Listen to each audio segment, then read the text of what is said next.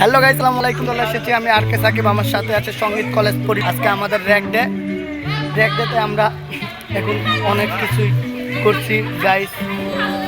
তার থেকে বড় কথা হচ্ছে আমাদের সাথে রয়েছে সেলফি আমার পারানা আপা, সে সেলফি এত তুলে যে কি বলবো। যে আমাদের সাথে রিমি, মনি অ্যান্ড এভরিওয়ান সকলেই রয়েছে গাইস।